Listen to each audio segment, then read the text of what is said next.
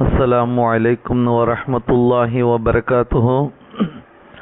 الحمد لله رب العالمين والصلاة والسلام على سيدنا محمد وآله وصحبه أجمعين. قال الله تعالى في القرآن العظيم: أعوذ بالله من الشيطان الرجيم.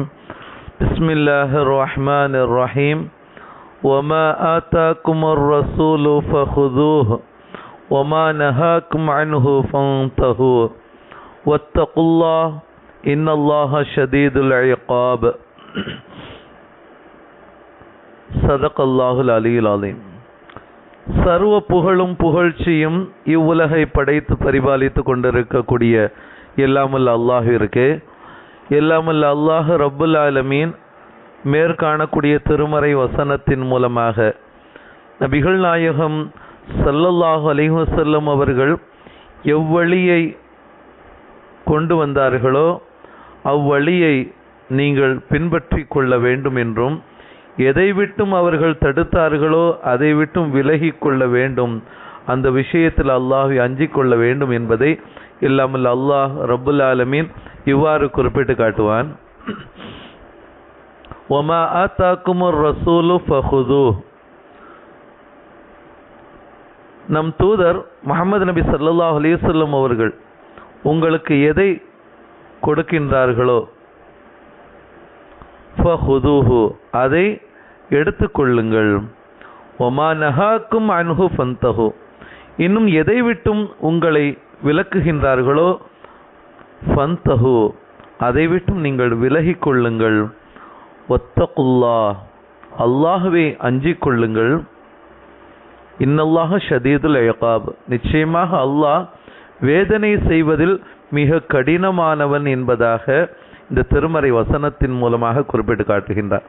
ஆக இதை கொண்டு நோக்க என்ன என்பதை நாம் பார்க்கின்ற பொழுது, உலகில் வாழும் காலங்களில் எத்தனை விதமான கருத்து வேறுபாடுகள் நமக்கு மத்தியில் வந்தாலும், அது யார் எழுதி நம்மிடத்தில் கொடுத்தாலும், நாம் பின்பற்றக்கூடிய அந்த மார்க்கத்தின் அடிப்படையில் அது இருக்குமேயானால் அதை நாம் எடுத்து நடக்கலாம். அது அல் குர்ஆன் அல் ஹதீஸாக, இஸ்லாமிய வாழ்வியல் முறைகளாக, நபிகள் நாயகம் ஸல்லல்லாஹு அலைஹி வஸல்லம் அவர்கள் காட்டி தந்த வழிமுறையாக இருக்க வேண்டும். அப்படி அல்லாமல் வேறு ஒரு விஷயத்தை, வேறு கலாச்சாரத்தை ஒரு மனிதர் பின்பற்றினாரையானால் அது தண்டனைக்குரிய ஒரு குற்றமாக, வேதனைக்குரிய ஒரு குற்றமாக கணிக்கப்படும். அந்த விஷயத்தில் அல்லாஹ்வை அஞ்சிக் கொள்ளுங்கள் என்பதை இல்லாமல் அல்லாஹ் ரப்புல் ஆலமீன் மேற்கூறப்பட்ட திருமறை வசனத்தின் மூலமாக குறிப்பிட்டு காட்டுகின்றான். வரலாற்றில் ஒரு செய்தி, ஜாபிர் இப்னு அப்துல்லாஹ் ரலியல்லாஹு தஆலா அன்ஹு அவங்க அறிவிக்கிறாங்க, முஸ்னத் அஹ்மது, சுனன் தாரமி, முஸ்னத் அல் பஸார், பைஹகி, இப்னு அபி ஷைபா போன்ற நூற்களில் பதிவு செய்யப்பட்ட ஒரு ஹதீஸ், ஒரு செய்தி நம்ம பார்க்குறோம். ஒருமுறை உமர் ரலியல்லாஹு தஆலா அன்ஹு அவர்கள் என்ன செஞ்சாங்க, தௌராத்தின் ஒரு பிரதியை கொண்டு வந்து நபிகள் நாயகம் ஸல்லல்லாஹு அலைஹி வஸல்லம் அவர்களிடம், யா ரசூலல்லாஹ், இது தௌராத்தின் ஒரு பிரதியாகும் என்பதாக சொல்லிட்டு, அப்போது நபிகள் நாயகம் ஸல்லல்லாஹு அலைஹி வஸல்லம் அவங்க கொஞ்சம் மௌனமாக இருந்தாங்க. உமர் ரலியல்லாஹு தஆலா அவங்க இது தௌராத்தினுடைய பிரதி என்பதாக சொன்னவுடன் சற்று மௌனமாக நாயகம் ஸல்லல்லாஹு அலைஹி வஸல்லம் அவங்க இருந்தாங்க. உடனே உமர் ரலியல்லாஹு தஆலா அவங்க அந்த பிரதியை வாசிக்க ஆரம்பித்தார்கள். அந்த தௌராத்தினுடைய அந்த பிரதி என்ன செஞ்சாங்க, வாசிக்க ஆரம்பிச்சாங்க. அப்போது நபிகள் நாயகம் ஸல்லல்லாஹு அலைஹி வஸல்லம் அவர்களின் முகம், நபிகள் நாயகம் ஸல்லல்லாஹு அலைஹி வஸல்லம் அவருடைய திருமுகம் கோபத்தால் மாறத் தொடங்கியது.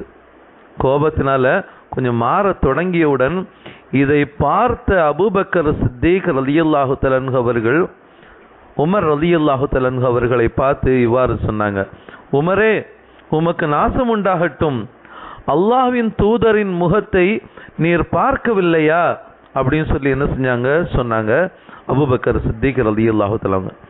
உடனே நபிகள் நாயகம் ஸல்லல்லாஹு அலைஹி வஸல்லமுடைய முகத்தை பார்த்த உமர் ரலியல்லாஹு தஆலா அன்ஹு அவர்கள் சற்றும் இது பண்ணாம என்ன செஞ்சாங்க, தயங்காமல் தாமதமின்றி அல்லாஹ் மற்றும் அவனது தூதரின் கோபத்திலிருந்து அல்லாஹ்விடம் பாதுகாப்பு கோருகிறேன், பாதுகாப்பு தேடுகிறேன் அப்படின்னு சொல்லிட்டு அடுத்தது உமர் ரலியல்லாஹு தஆலா சொன்னாங்க, அல்லாஹுவை ரப்பாகவும் இஸ்லாத்தை மார்க்கமாகவும் முஹம்மது நபி ஸல்லல்லாஹு அலைஹி வஸல்லம் அவர்களை நபியாகவும் பொருந்தி கொண்டேன் அப்படின்னு சொன்னாங்க.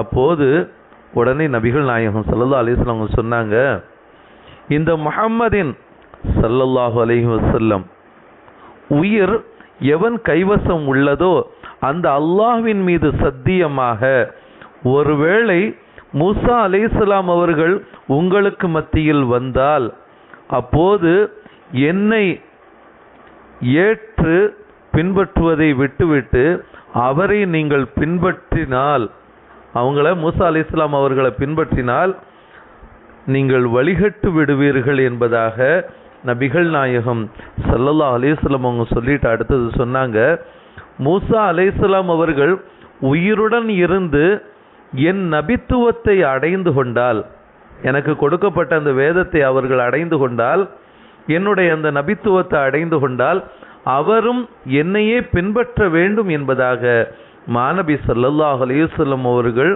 இவ்வாறு சொன்னாங்க அப்படிங்கிறத இந்த ஹதீஸின் மூலமாக நம்ம பார்க்குற அன்பானவர்களே. இந்த ஹதீஸ் முஸ்னத் அஹமது, சுனனு தாரமி, முஸ்னத் அல் பஸார், பைஹகி, இப்னு அபி ஷைபா போன்ற நூல்களில் பதிவு செய்யப்பட்டிருக்கின்றது.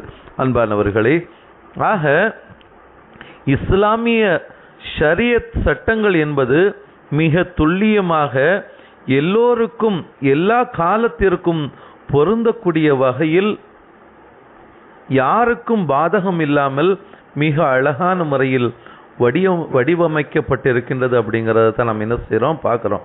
எனவே தான் இன்றைக்கு பல நாடுகளில் பல இனத்தை சார்ந்தவர்களும் இஸ்லாமிய ஷரியத் சட்ட திட்டங்களை ஏற்க ஆரம்பித்து விட்டார்கள் அப்படிங்கிறத நாம் பார்க்குறோம்.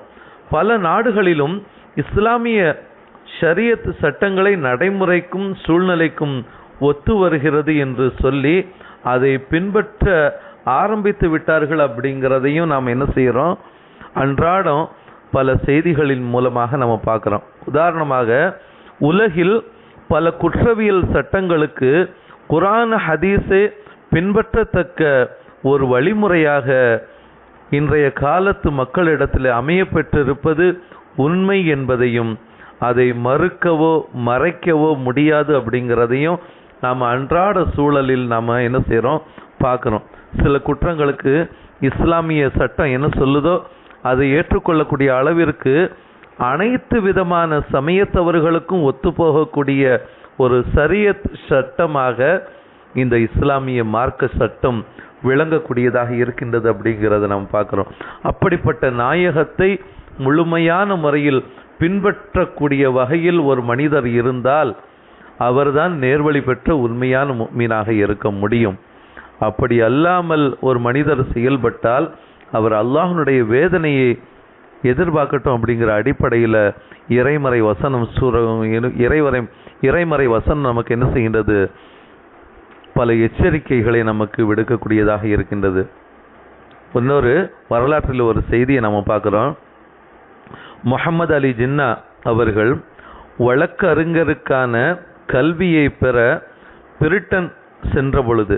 பிரிட்டன் நாட்டிற்கு சென்ற பொழுது அந்த முஹம்மது அலி ஜின்னா அவர்கள் பல கல்லூரிகளையும் பார்த்துவிட்டு என்ன செஞ்சாங்க, அதற்கு பின்னால் லிங்கன்ஸ் இன் என்ற கல்லூரியை தேர்ந்தெடுத்து என்ன செஞ்சாங்க, அதில் போய் படித்தாங்க. அப்படி படிக்கக்கூடிய முஹம்மது அலி ஜின்னா அவர்களிடத்துல அதற்கான காரணம் என்ன என்று கேட்கப்பட்டுச்சு. நீங்கள் அந்த ஒரு காலேஜை மட்டும் கல்லூரியை மட்டும் தேர்ந்தெடுத்ததற்கான காரணம் என்ன அப்படின்னு சொல்லி கேட்ட பொழுது தான் அதற்கு பதில் சொன்னார்கள் முஹம்மது அலி ஜின்னா அவர்கள், கல்லூரியின் வாசலில் பொறிக்கப்பட்டிருந்த 10 வல்லுநர்களில் ஒருவர் நபிகள் நாயகம் ஸல்லல்லாஹு அலைஹி வஸல்லம் அவர்களின் பெயர் இருந்ததுதான் காரணம், நாயகம் ஸல்லல்லாஹு அலைஹி வஸல்லம் பெயர் அந்த 10 வல்லுநர்களில் ஒருவராக பொறிக்கப்பட்டிருந்துச்சு. ஆக அந்த கல்லூரியில் இஸ்லாம் சார்ந்த வழிமுறைகளும் பின்பற்றப்படுகின்றது அப்படிங்கிறத அறிந்து நான் என்ன செஞ்சேன், அந்த கல்லூரியில் நான் படித்தேன் அப்படிங்கிறத முஹம்மது அலி ஜின்னா அவர்கள் குறிப்பிடக்கூடிய ஒரு விஷயத்தை நாம் என்ன செய்கிறோம் பார்க்குற அன்பானவர்களே. ஆக எல்லா விதத்திலும் இந்த இஸ்லாமிய மார்க்கம், நாயகம் ஸல்லல்லாஹு அலைஹி வஸல்லம் அவர்கள் கொண்டு வந்த அந்த மார்க்கம் அனைத்து வகையிலும் பின்பற்றத்தக்கது.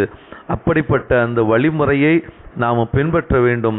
அந்நிய கலாச்சாரங்களை, அந்நிய செயல்பாடுகளை, அந்நிய எந்த ஒரு சூழ்நிலையிலும் நாம் என்ன செய்யக்கூடாது, பின்பற்றி அல்லாஹ்வுடைய அந்த வேதனை சோதனைகளை சந்தித்து விடக்கூடாது. அப்படிங்கிறத தான் இந்த வரலாற்று குறிப்பும் இறைமறை வசனம் நமக்கு ஒரு சிறந்த உபதேசத்தை தரக்கூடியதாக இருக்கின்றது.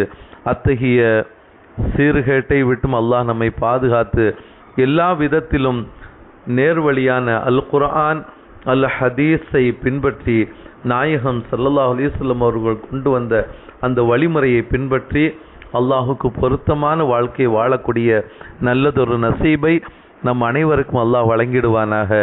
ஆமீன். வாஹிர் தாவானா அனில் அல்ஹம்துலில்லாஹி ரப்பில் ஆலமீன். அஸ்ஸலாமு அலைக்கும் வரஹ்மத்துல்லாஹி